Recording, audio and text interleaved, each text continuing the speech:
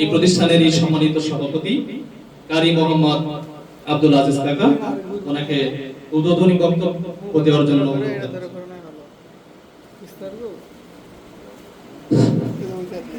আসসালামু আলাইকুম ওয়া রাহমাতুল্লাহি ওয়া বারাকাতুহু।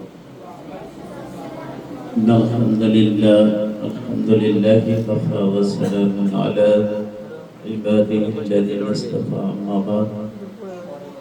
আউযু বিল্লাহি মিনাশ শাইতানির রাজীম। বিসমিল্লাহির রাহমানির রাহিম। শুকরিয়া আদায় করছি সেই মহান আল্লাহ পাকের দরবারে যে আল্লাহ তাআলা আজকে আমাদের এই বৃষ্টি বাদলের মধ্য দিয়ে হলেও আজকের এরকম মোহনপুর আলোকিত ইসলামিয়া হিফজুল কোরআন মাদ্রাসা কোরআনুল কারীমের সবক প্রদান মত বিনিময় সবাই আশা বসার তৌফিক দান করেছেন। সে মহান আল্লাহর দরবারে শুকরিয়া জ্ঞাপন করছি, আলহামদুলিল্লাহ। বিশ্বের মানবতার মধ্যে দূত বিশ্বনবী মুহাম্মদ রাসূলুল্লাহ সাল্লাল্লাহু আলাইহি সাল্লামের উপর লাখো কোটি দরুদ ও তাসলিমাত বর্ষিত হোক। সকলে বলছি সাল্লাল্লাহু আলাইহি ওয়াসাল্লাম। এই মাদ্রাসার ব্যাপারে আমাদের জানার বাহিরে কিছুই নাই। এই তো 2 বছর 5 মাস, তাই না? মাদ্রাসার বয়স 2 বছর 4 মাস। তারা লক্ষ্য করেন পাশে আহমদিয়া মাদ্রাসা, অনেক আগের মাদ্রাসা। আমরা ওই মাদ্রাসাতে অনেক প্রোগ্রামে আসছি। মাদ্রাসার দায়িত্বশীল যিনারা, এনাদের আসলে দায়িত্ব কে কতটুকু পালন করেন এটা জানা নাই।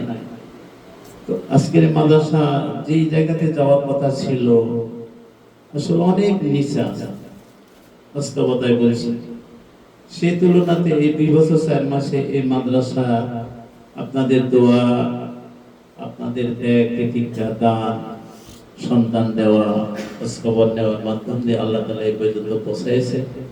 এই জন্য আবারও শুকরিয়া করছি, আলহামদুলিল্লাহ। এই ছোট সন্তানরা কোরআনুল কারীম থেকে যেভাবে তেলাওয়াত করলেন, বলেন প্রাণ কেড়ে নিল, হৃদয় কেড়ে নিয়েছে। কোরআন তো এরকমই হওয়া দরকার, প্রত্যেকের জবান থেকে এরকমই আসার কথা ছিল, কিন্তু আসলে আমরা তো ওইরকম এই জ্ঞান অর্জন না করার কারণে আমরা জবান দিয়ে কোরআনকে এই সুন্দর করে তেলাওয়াত করতে পারি না। এটা আমাদের অক্ষমতা। সুযোগ আছে, আমাদের সকলের সুযোগ আছে। এখানে আমরা যারা উপস্থিত আছি আমাদের সকলের সুযোগ আছে। কবরে যাওয়ার আগ পর্যন্ত এটাকে বারবার কষ্ট করে সংশোধনের জন্য চেষ্টা করলে আল্লাহ তাআলা অনেক আমাদেরকে ডেভেলপ করে দেবে, উন্নত করে দেবে। আমি বিশেষ কিছু বলবো না। আমার কথাটা হলো, আমরা যারা বাচ্চা দিয়েছি, সন্তান দিয়েছি, আমরা যেভাবে সন্তান দিয়ে সহযোগিতা করছি, অর্থ দিয়ে সহযোগিতা করছি, আমাদের এই নজরটা যেন মাদ্রাসার প্রতি থাকে।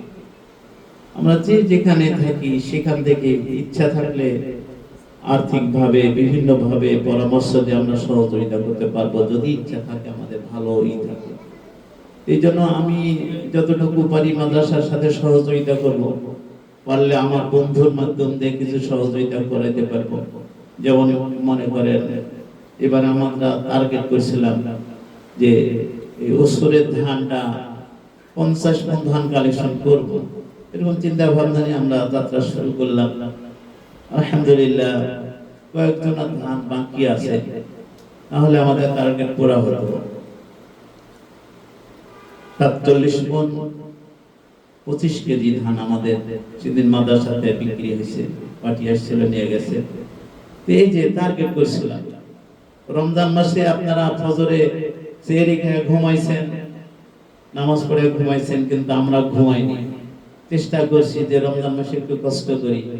আমরা ফোনের মাধ্যমে যোগাযোগ করছি, বিভিন্ন মসজিদের সাথে যোগাযোগ করছি, ভাই আপনার মসজিদে আমরা ফজর পড়ব, আসেন। সমস্যার কথা বলছি, মোটামুটি প্রায় 30 মণ 27-30 মণের মতো চাল আমরা কিন্তু পাইছি রমজান, তার সাথে টাকাও পাইছি। এই যে মানুষ সহযোগিতা করতেছে, আলহামদুলিল্লাহ। এই জন্য আমার ওইটাই অনুরোধ আপনাদের কাছে থাকবে, আপনারা এই মাদ্রাসায় আসা যাওয়া করবেন, আর্থিকভাবে সহযোগিতা করার চেষ্টা করবেন, সন্তান দিবেন। আমাদের এখন প্রয়োজন হলো যে আমাদের একটা গাড়ির দরকার। আপনাদের কাছ থেকে আমি সুপরামর্শ চাচ্ছি, আপনারা বিভিন্নভাবে আমাদেরকে পরামর্শ দিবেন। একটা লেগুনা কমপক্ষে যদি আমরা পুরাতন কিনতে পারি, অনেক, যেমন আমার বাড়ি জাহানাবাদ থেকে অনেকে বাচ্চা দিতে চাচ্ছে, কিন্তু কিভাবে দিবে, কার উপর নির্ভর করে দিবে? যদি আমরা ওখানে একটা গাড়ি দিতে পারি, তাহলে বাচ্চাকে, সন্তানকে আর অভিভাবক দিতে একবার বাধ্য। যেহেতু আমার সন্তান এখানে উঠাবে, মাদ্রাসায় কাজ শেষ, পড়াশোনা করার পরে আবার এখানে সে নামা দেবে, তাহলে আমার সন্তানের টেনশন নাই, টাকা আমার 500 বেশি লাগবে। এই জন্য একটা গাড়ি কিভাবে হয়, এই আলোচনার মধ্যে দিয়ে, সবার সহযোগিতার মধ্যে দিয়ে, পরামর্শের মধ্যে দিয়ে আমি আশা করব মহান আল্লাহ তাআলা যেন আজকের আমাদের প্রোগ্রাম থেকে যে কোনো ভাবে 10 দিন পরে হোক, 1 মাস পরে হোক, 15 দিন পরে হোক, একটা স্বরূপ আমরা যদি তৈরি করতে পারি যে এই প্রক্রিয়ায় আমরা হাঁটলে একটা গাড়ি খুব স্বল্প সময়ের মধ্যেই পাওয়া সম্ভব হবে। এই পরামর্শটুকু আপনারা অবশ্যই দিবেন ইনশাআল্লাহ, এই আশাবাদ ব্যক্ত করে আপাতত আমি এখানে শেষ করছি। আসসালামু আলাইকুম।